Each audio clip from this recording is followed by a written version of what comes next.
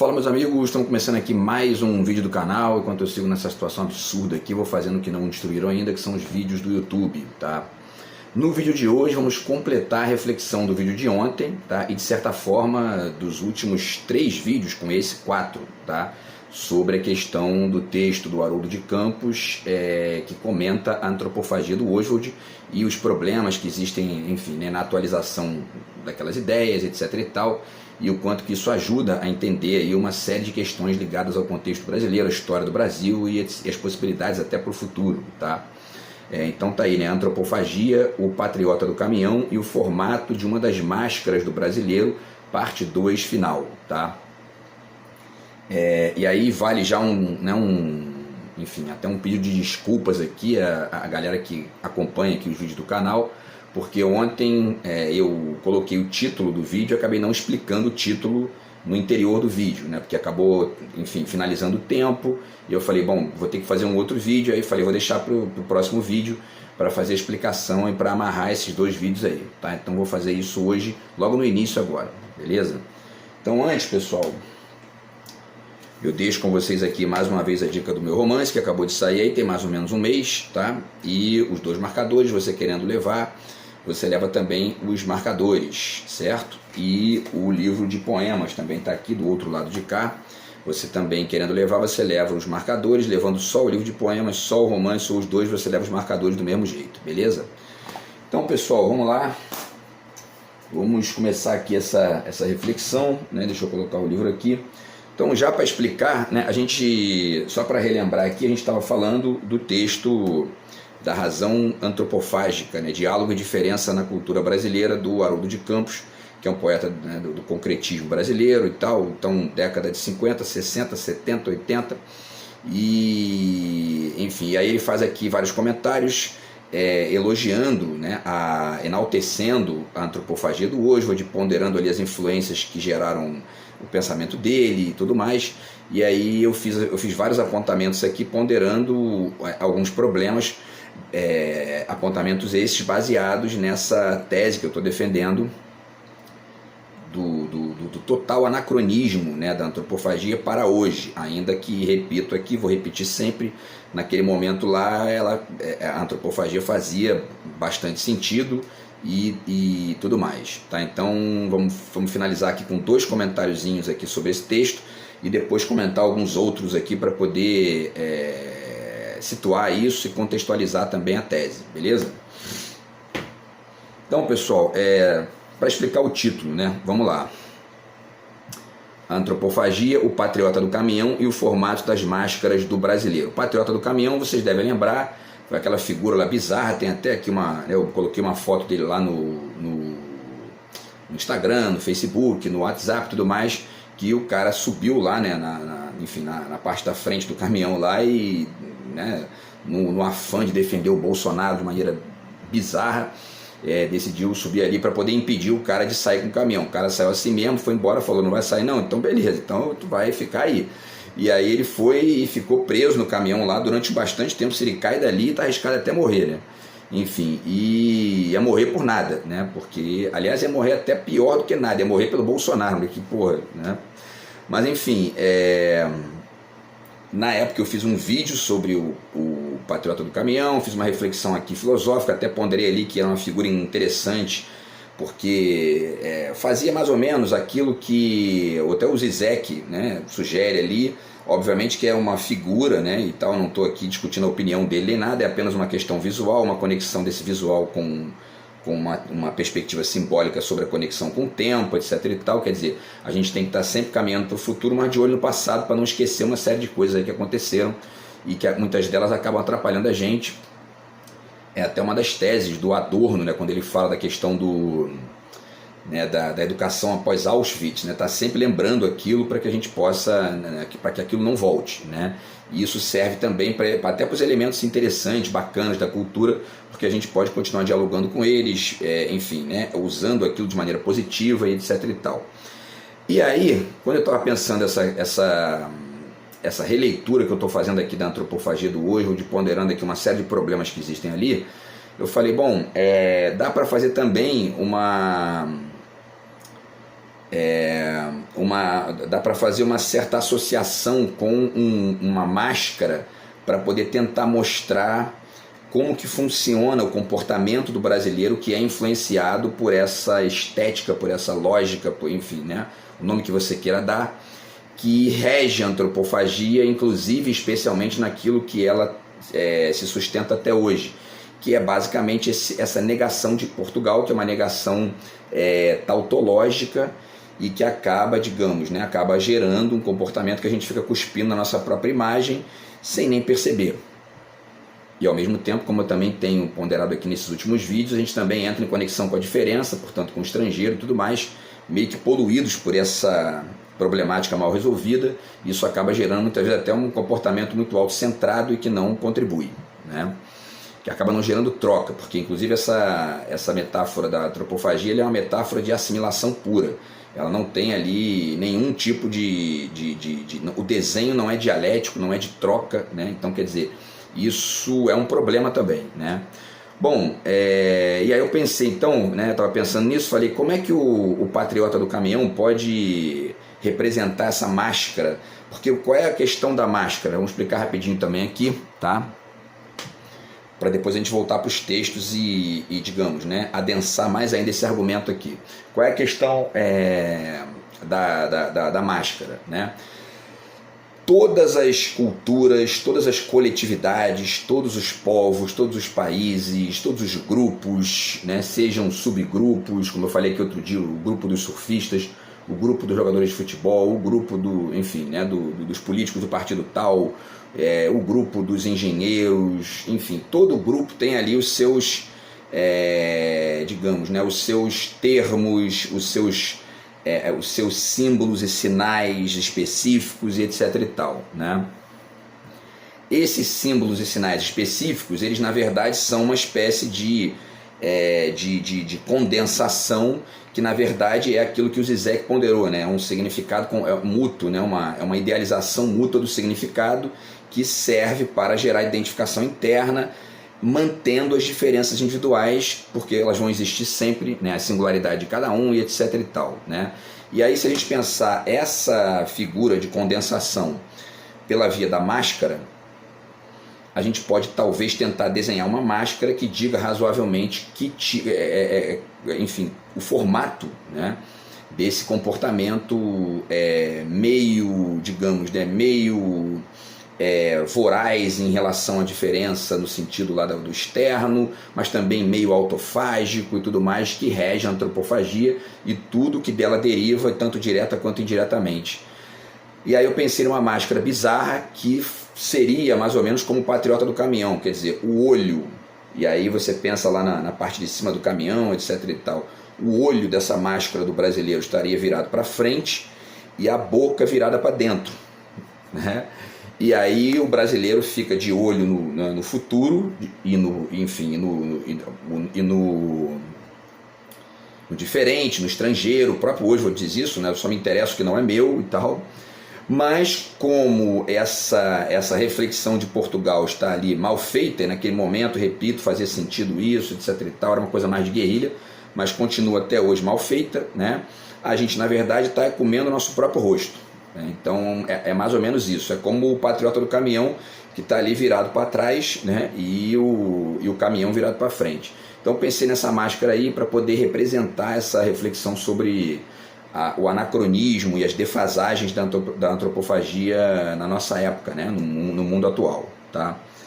Bom, pessoal, então voltando ao texto do Haroldo de Campos, tá aqui, né? Mais uma vez, metalinguagem e outras metas, tem um cisco aqui, metalinguagem e outras metas.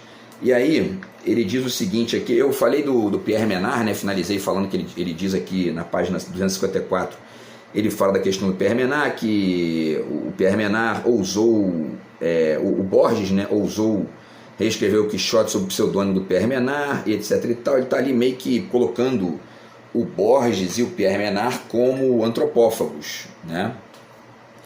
E eu não diria isso, eu não diria exatamente que eles são antropófagos, porque havia uma relação ali mais dialética até do próprio Menard, né? Inclusive no próprio conto do Borges, o Menard admite que o narrador, não lembro agora se é o narrador ou o Menard, eles admitem a impossibilidade radical do projeto, etc e tal, mas enfim, né? Eu acho que tem algo muito mais ali de dialético do que de antropofágico, tá? Bom, que mais, pessoal, para a gente finalizar aqui? Tem uma questão também que eu pensei sobre a Bossa Nova, tá? Que a partir dessa releitura do Oswald, a gente talvez tenha que repensar, inclusive, a questão da Bossa Nova também.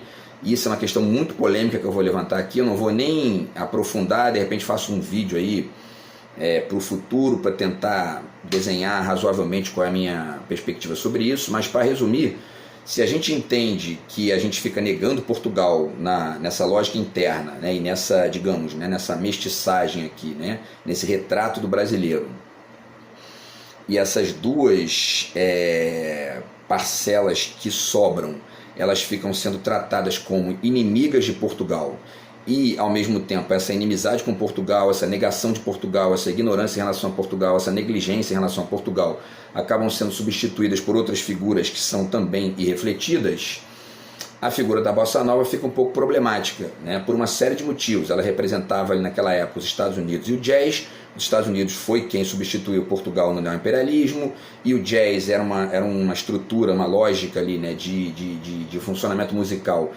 dos mais interessantes. Não é a questão aqui, não é discutir o estilo nem o gosto de ninguém, mas discutir o sentido disso, tá? Mas tinha um sentido que hoje fica facilmente, digamos, um sentido que facilmente escorrega para a ingenuidade líquida, né? E aí a gente continua ignorando Portugal. Para além disso, tem o samba também na lógica ali da mesclagem, digamos, da mestiçagem.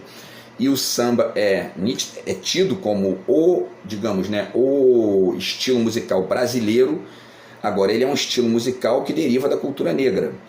E aí, também, repito, não é questionar o estilo nem o gosto de ninguém, mas fica faltando a lógica do índio e a lógica de Portugal nesse contexto aí, né? Então, talvez a gente tivesse até que repensar essa questão da Bossa Nova e do samba como os estilos musicais, enfim, né, digamos, característicos do Brasil, né? Tá? É só digamos, um esboço da questão que eu vou eventualmente aí fazer mais vídeo aí depois sobre isso, para poder desenhar melhor isso, tá? E por último, pessoal, é isso, né? Acabamos aqui com um texto do Haroldo de Campos. Eu lembrei também de uma figura muito interessante que foi inventada, deixa eu ver o tempo aqui, que foi inventada pelo Michel Melamed. Tem um texto dele aqui, tá? Antropofagia hoje, né? E aí tem um texto dele aqui que ele, deixa eu até ver aqui a página, tá aqui deixa eu ver, tá aqui na página, agora eu acho que eu não marquei aqui, mas isso aqui é fácil de achar. Deixa eu ver aqui, aonde está o texto dele aqui. Tá na página, vamos ver aqui, pessoal, deixa eu ver aqui, não tô achando, mas vamos lá, vou achar, deixa eu ver aqui, eu não separei aqui antes, infelizmente eu não separei, pessoal, então talvez eu não ache aqui o texto dele, mas é um texto dele que se chama Regurgitofagia, tá? Que fala sobre uma releitura, né? Na verdade ele fez uma peça, ele fez uma trilogia, tá? E as três peças, uma delas se chamava Regurgitofagia, a outra se chamava Dinheiro Grátis, tá? E a terceira se chamava Homem Música, tá? E aí, vamos ver aqui, porque ele faz um desenho bem interessante da questão e tal, né? E tá aqui, né? Acho que eu achei aqui. A regurgitofagia tá na página 65, tá? E aí ele faz uma sugestão aqui, né, de releitura. E essa palavra regurgitofagia, ela é interessante, que, repito, foi um dos títulos, né, o título de uma das peças dele, que foi uma trilogia. Na época eu fui inclusive assistir, levei os alunos, se amarraram, eu mesmo fui ver a peça umas 4, 5 vezes sozinho, a Homem Música, né, que é, digamos, a principal ali da trilogia, e essa regurgitofagia foi uma das peças, mas ele transformou isso num texto aqui para poder falar da antropofagia. E ele fala de uma questão muito interessante aqui, tá? Tem algumas coisas que eu discordo, mas a maioria das coisas eu concordo, e o texto é muito interessante porque faz uma série de enfim, é um texto criativo pra caramba e tal, ele mescla expressões, faz vários desenhos ali, algo surrealistas e tal, é muito bacana. E tem um trecho aqui que ele diz o seguinte, na página 70, ele fala: regurgitofagia, vomitar os excessos a fim de avaliarmos o que de fato queremos redeglutir. Então, independente, né, que eu já acho inclusive que essa metáfora da deglutição, ela é anacrônica, ela está fora de contexto, etc. e tal, nesse nível da discussão da cultura brasileira, da conexão com o restante. Mas se a gente pega essa metáfora especificamente e pensa o que ele disse aqui, a gente tem que fazer isso aí mesmo. A gente tem que vomitar os excessos a fim de avaliarmos o que de fato queremos redeglutir ou redesenhar, enfim, né? E é o que eu estou tentando fazer nesses vídeos aqui, basicamente isso. Tentar vomitar esses excessos da antropofagia pela via não só do texto do Oswald, refletido em conexão com o nosso tempo atual, né? Mas também o texto do Haroldo de Campos, o texto do Pedro Duarte, o texto aqui do Raul Bopp, vários outros textos que estão aí em conexão com a antropofagia, sustentando aquela estética lá, né? Agora, eu mudaria sutilmente o nome de regurgitofagia, porque aí parece que sustenta essa metáfora da devoração, que é talvez aí um dos problemas da metáfora hoje, né? E mudaria, sei lá, para regurgitologia, ou, né, tô aqui, não sei o nome, melhor não pensei nisso, mas poderia ser algo do tipo, né? E para a gente poder fazer esse trabalho crítico aí, esse trabalho, digamos, né, esse trabalho complexo, né, para poder redesenhar essa questão, tá? Então, talvez seja o caso de fazer isso, para poder, enfim, redesenhar mesmo, né, essa metáfora e tentar apontar o quanto que ela representa uma série de problemas que a gente vive hoje, derivados da ausência radical de leitura de Portugal. Falei aqui recentemente, por exemplo, né, dessa ideia de que Portugal é sentimental, e está ali a origem, né, da dificuldade que o brasileiro tem de separar o público do privado, e aí isso gera, enfim, governos ruins, etc. e tal, e argumentei que isso é uma balela, né, isso é uma bobagem, porque Portugal já resolveu um monte de problema que a gente não resolveu, e por que será? Né? De repente a gente está colocando a culpa em Portugal e é algo que a gente é que está fazendo errado aqui, né? Bom, e aí vamos lá então, porque vamos comentar mais alguns pedaços aqui. O Raul Bopp está aqui, né, de novo citando ele aqui, que é o Vida e Morte da Antropofagia, tá? Ele diz o seguinte aqui, tá? Ele diz, né, na página 58 ele fala: a antropofagia apontou seus rumos debaixo de um Brasil de fisionomia externa. Havia um outro Brasil de enlaces profundos, era incógnito por descobrir, né? E aí continua falando aqui da síntese cultural própria, né, com maior densidade de consciência nacional. Essa fisionomia externa do Brasil daquela época, que estava nitidamente ali ligada a um Portugal neocolonialista, aos restos da colonização que ainda não tinham sido resolvidos, a própria independência que ainda não tinha sido feita, talvez não tenha sido feita até hoje, e etc. e tal, né? Essa fisionomia externa hoje está radicalmente alterada, né? Se existe algo de fisionomia externa não no sentido de você perceber elementos culturais que derivam da conexão com outros países, mas da imposição de certos ditames que não interessam a gente, quase todos eles derivados dos Estados Unidos, né? Então essa fisionomia externa no Brasil, hoje a gente vê, quando a gente escuta a fala do Paulo Guedes, quando a gente escuta a fala do Campos Neto do Banco Central, quando a gente começa a ler ali os textos do Fernando Henrique e a fala da direita política brasileira quase inteira, né? Está totalmente desconectada do país, enfim, do restante do povo, etc. e tal. E isso se reflete em cadeia na sociedade inteira, tá? Especialmente no nível da política, né? Mas também no nível da cultura, porque a gente consome muito, por exemplo, cinema dos Estados Unidos e pouco cinema de outros países. Isso não deixa de ser também um certo excesso ali que tem que ser vomitado, digamos, né? Então esse é o primeiro ponto aqui ligado ao Raul Bopp. O segundo ponto, ele fala aqui, ele diz, né, que vamos descer a nossa pré-história, na 99, vamos descer a nossa pré-história, fazer alguma coisa desse fundo imenso, trazer, né, alguma coisa desse fundo imenso atávico, catar os anais totêmicos, remexer raízes da raça com o pensamento, bababá, e desse reencontro com as nossas coisas num clima criador, poderemos atingir uma nova estrutura de ideias, solidários com as origens, fazer um Brasil à nossa semelhança de encadeamentos profundos, tá? Então, remexer as raízes da raça e etc e tal, um reencontro com as nossas coisas, fazer um Brasil à nossa semelhança de encadeamentos profundos, não dá para fazer isso sem reler Portugal. Se a gente não fizer isso, essa lacuna é preenchida, como eu tenho tentado defender aqui, por uma série de problemas, uma série de, enfim, denegações e leituras toscas e substituições mal postas, como é nitidamente o caso da direita brasileira em relação aos Estados Unidos. Toda hora que eles são instados a defender o que eles defendem, não, porque nos Estados Unidos, você vê no Estado, tudo para eles é os Estados Unidos, né? Então, quer dizer, isso é um problema. Então, para fazer isso aqui, a gente tem que reler Portugal de novo, né?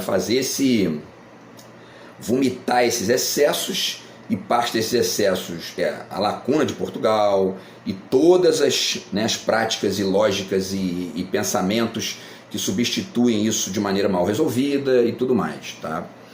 Senão a gente não vai chegar lá. E por último, ele tem um último texto aqui na 107 que diz, né, Brasil, choca o teu ovo. E aí fala que a descida antropofágica veio determinar uma estrutura nova do pensamento de hoje, daquela época lá, né? Violenta e agressiva, mas necessária. Isso aqui justifica o que eu tenho dito aqui, né? É violento, agressivo, então não tem como ser dialético, né? Não dá. E por último, ele finaliza aqui ainda dizendo que nós vamos tomar pulso da terra e material de fora tem vistorias na aduana. A gente tem que fazer isso aqui, essa vistoria na aduana, no sentido do pensamento, da reflexão, etc. e tal, com o que vem do neoliberalismo imposto pelos Estados Unidos, né? No fundo, com todo o resto, mas de maneira mais efetiva em relação a isso, porque é isso que é uma parte significativa do nosso atraso aqui. O que mais, pessoal? Vamos lá. Deixa eu ver o tempo aqui. Então, mais uma com o Pedro Duarte. O Pedro Duarte aqui no Palavra Modernista, tá? Ele diz aqui na página... Cadê? Aqui na página 168.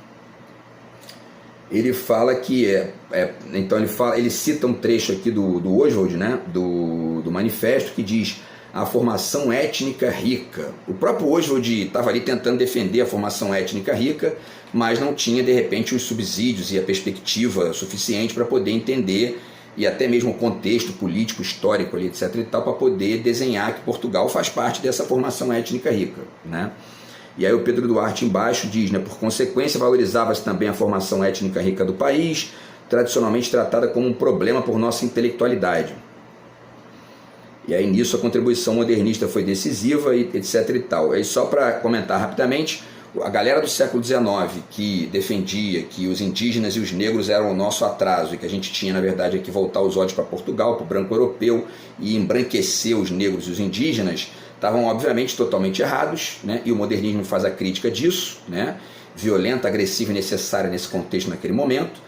Porém, contudo, todavia, entretanto, se a gente tira Portugal da jogada e faz o mesmo inverso com os indígenas, que é especialmente o que ele faz, né?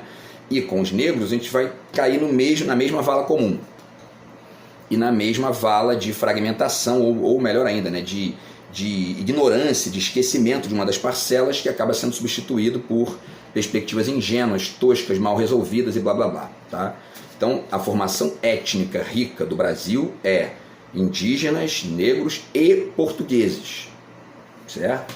A gente esquece isso, vira, sabe o quê? Racismo. E a gente fica, enfim, né, comendo o próprio rosto com a própria boca, né? Esse é um ponto aí, tá? Que mais? O Benedito Nunes aqui também, no Oswald Canibal, ele fala uma coisa aqui interessante também, tá? Na página 53, ele está citando aqui alguém, que eu não lembro, que é o Oswald, né? Ele diz, foi na primeira década do modernismo, o ápice ideológico, o primeiro contato com a nossa realidade política, porque dividiu e orientou no sentido do possível. Essa divisão é importante, e eu vou fazer mais um vídeo para falar sobre a questão da palavra contra, porque tem muita gente que fica num sutil oba-oba, que não, aquilo ali é uma coisa, né, e tal, alegria, a prova dos 9, e aquilo ali é uma coisa de, né, enfim, e na verdade havia um contra ali, né, um contra que hoje não serve, mas a gente tem que continuar, hoje tem outros contras que a gente tem que fazer também, né. E também quando ele diz que isso orientou no sentido do futuro, para o bem e para o mal, né? A gente tem que também ponderar isso aí, tá? O que mais? Vamos ver se vai dar tempo aqui, tá? Um trechinho rápido aqui da Maria Augusta Fonseca, tá aqui, né? Aliás, por que ler Oswald de Andrade? E aí ela diz aqui, eu já falei aqui quando ela fala da questão da independência, isso aqui eu já falei. E aí tem mais 2 trechinhos rápidos, ela repete a questão da independência aqui na página 77, tá?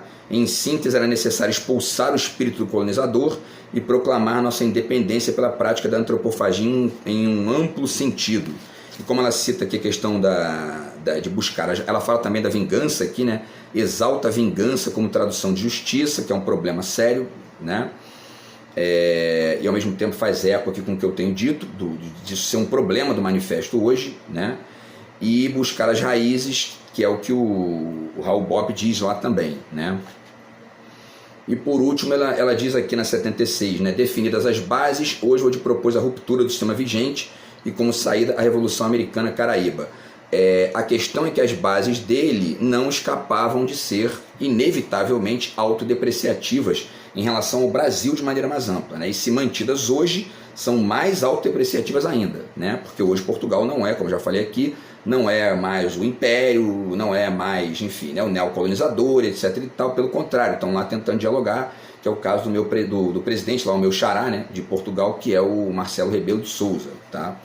E por último aqui, quer dizer, só como indicação, a gente falou da sátira, né, num dos vídeos anteriores, aí ela fala da sátira também na página 90 aqui nesse livro, tá?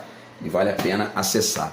Então, pessoal, tudo isso permite que a gente faça aquilo que o Milor Fernandes diz aqui, né, no Bíblia do Caos, né, que é em relação ao que é ser brasileiro de maneira mais ampla, a gente fazer o que ele diz aqui, né, que ele diz na página 483, que o racista é um cara que jamais mandou examinar a sua árvore genealógica.